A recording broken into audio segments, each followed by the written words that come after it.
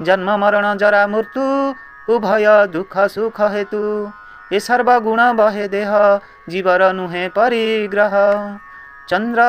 हय वृद्धि जेन्हे कृष्ण शुक्ल पक्ष माने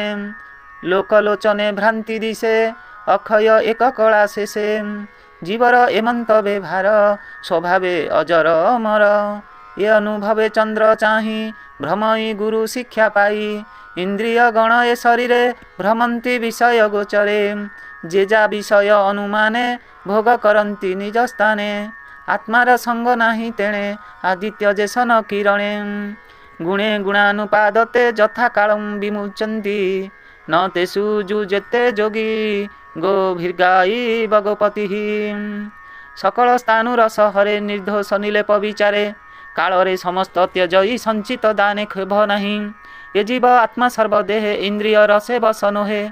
जेमंते रवि विश्व नीरे तेमंते स्थूल बुधनरे आत्मार भेद बुद्धि करे उपाधि गुणर विकारे ए भवे जेते जन थांती ताहांकु बोली मृढ़मती ये अनुमाने मो विचार एणु मो गुरु दिवाकर